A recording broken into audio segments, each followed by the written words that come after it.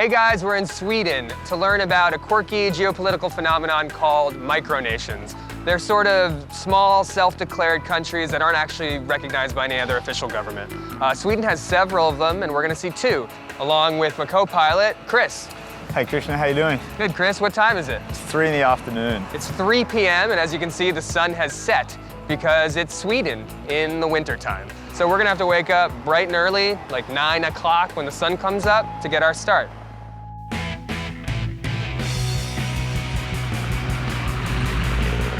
So Chris, tell me a little bit more about yourself.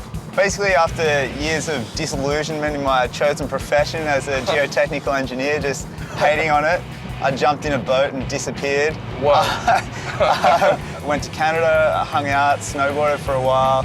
And so where are we off to, man? We're going to the Kingdom of Ladonia.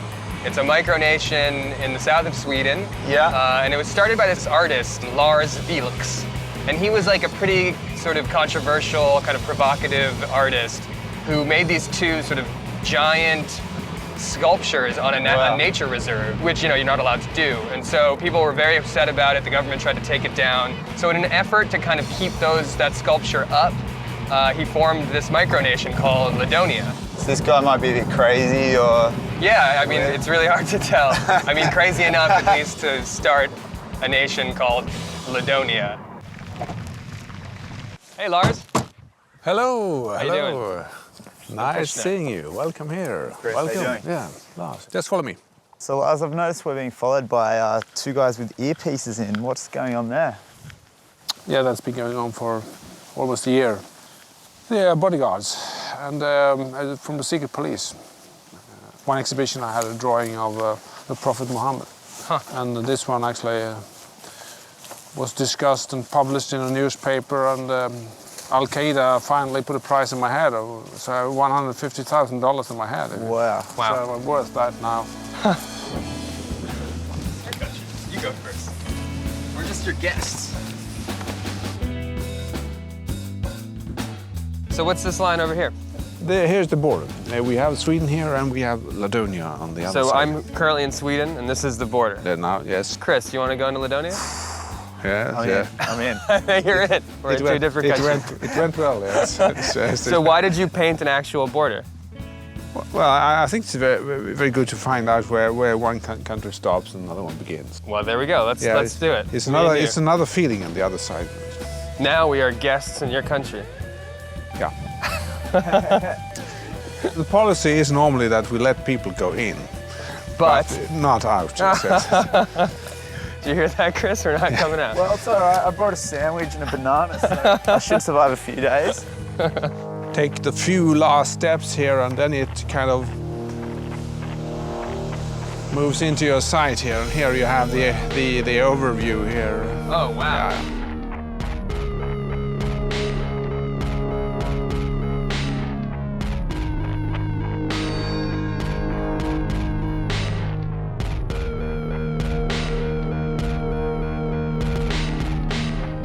I feel like I'm in Peter Pan or something like. Yeah, there's like a childlike treehouse experience. Just roll back in. Who is this? Oh, this is the Minister of Art and Jump. That's how you Really? Oh, I'm sorry. We've been shaking hands. I feel so rude now. You can chant that for us. Yeah, the president's here's the down president. here. It's not his head, it's the whole president here. That's the whole president? Wow. A pair of loafers? Yeah. Well, May I meet? we'll do the one of these. president? Yes. Please tell me the history of both these structures, but also of Ladonia. This began in 1980 when I was doing some art projects here, and I found a lot of driftwood here, so I started to build with that. We're on like a natural reserve, is that Yes, right? So yes. you built, even though it was prohibited to build here, you built something. Yeah. So are you sort of at war with Sweden? Do you feel like... This was this other court case that was removing the pieces. The first was the Criminal Act, but then we have the court with the moving away the pieces. And I got away with that because I sold the piece. So if they want to remove it, they have to go through him. Swedish law doesn't work here. It's illegal, they can't move it away, and so that was the basic idea for Ladonia. Here we have something which is not controlled by Sweden, so let's make a country here. Does Sweden say that this is Ladonia? Do they recognize Ladonia as a country? Of course not, because they think it's a joke. They think it's a joke. Yeah. Is it a joke? It's a fiction, but the joke is also a fiction. Okay, explain that. We use this as something to hide behind. While we're doing the real thing, we say, oh, we're just joking. So you're joking, but you're not joking. Yeah. But you are joking. We are using the joke to actually make things real. Whoa.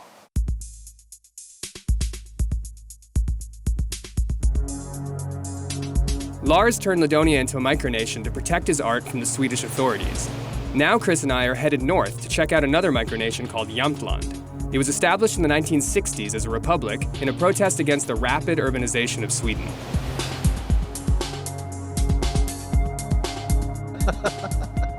Oh, there you are. EWERT.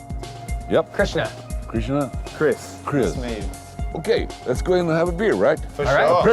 President beer. President beer, let's do it. Favorite. It's the only beer.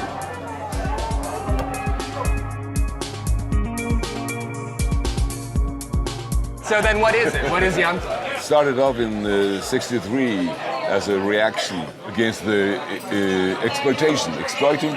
What were they, who? The Swedish people? The Swedish government? Yeah, the Swedish government and all the big companies, you know, cutting down the forests. So there's no hierarchies? No hierarchies. Listen, I would have never accepted to be president for a people who thought they needed one. Right. No, right. Right. It's just an act I'm putting on, you know. Just an act, you It's said. just an act, yeah. And so what qualities about yourself do you hope people look up to? I try to do as little as possible.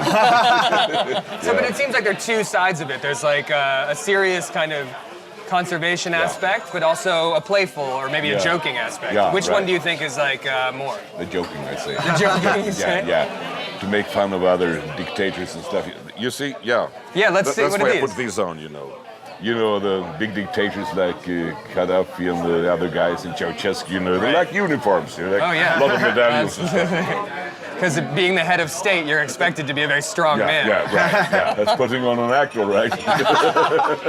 I also heard that there's a national anthem to JÄMTLAND. Yes, there is. Can you teach it to us? See what happens if anybody catches up. We want people to catch up. Landet som lever lott och arbete, så fir om dess fägring nu med sång och stråkarspel. Tänd om och ny och det hopp som våra fäder närt, för slit och mödra, fröjd och sol, ett mått oss beskärt. That was absolutely amazing.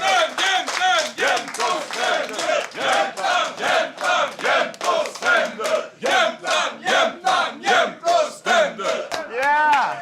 Way to go. We didn't rehearse that, you know. We didn't. EWERT told us about the two sides of JÄMTLAND, and last night he showed us JÄMTLAND's less serious side. Today, we headed out to see the more conservationist, live-off-the-land side of the micronation.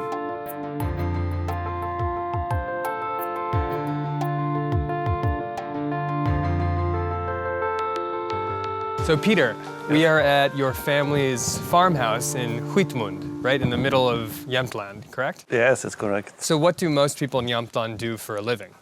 I think they live on tourists. A lot of people come to JÄMTLAND and look for the nature and everything, and a lot of people work with tourists. I see. Yes, hunting is very important for JÄMTLAND. It's a lot of people in JÄMTLAND hunt almost moose. Moose. Yes. So being very isolated and being in the countryside and in the woods, you have to subsist for yourself? I have meat from the moose in the forest and potatoes you can see outside. And I have fish in the pond on the other side. And how many dogs do you have? I have 5 JÄMTLAND. JÄMTLAND. Yes. Am I correct that they are the only dogs that will actually not be scared of a bear and will go for a bear? Yes, they go for the bear, not scared. Much like JÄMTLAND is not scared of Sweden. Exact. Exact.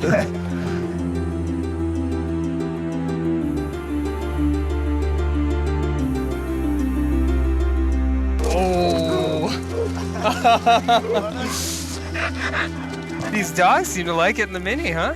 Look at their sweet little things. There you go. There you go. Cuties. What are those over there, Peter? It's the legs from the moose. I have saved it for the dogs. Yes, you can eat. They're actually quite good because you can use them as a back scratcher Yes, as well. And in Jämtland, they also have a competition. Yeah. They have a Czech who can Throw them far? throw them a long way. Do you think we could try this? Yes, Can you we try and throw? Yes, yes, you can All right. try and. All right. Let's see if I can beat that.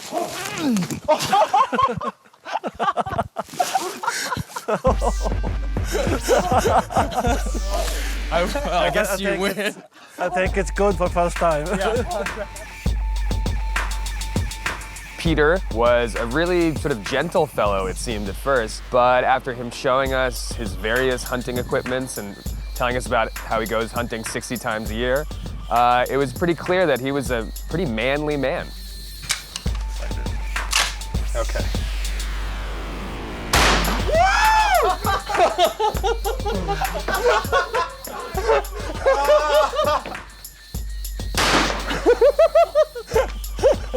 When skinny boys become men. Peter looks so mild-mannered, but he is so badass. Oh, it's ridiculous. He's got dogs that take down bears. Yeah. He smokes his own meat. He's got a sauna that he built from timber on his land. Yes. He spends a day carving moose that he kills himself. Why would you import anything when you've got this? Yeah, exactly. That's ridiculous. So Chris, we've been to a couple Micronations here in Sweden. What'd you think? I thought it was a really cool experience. We met some interesting people, some really quirky people, and basically it reminded me of what's going on in the world at the moment with the Occupy protests, and gives a real feeling of sticking middle finger up at the man and authority, basically. Yeah, no, I hear that. But you know what? I am freezing my ass off, so let's go warm up, all right? Yeah, definitely.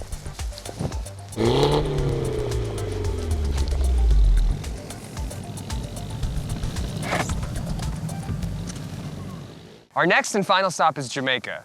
Minnie wants us to rock a convertible there, so they're giving us the Roadster, and they've asked us to turn the coupe into a Micronation.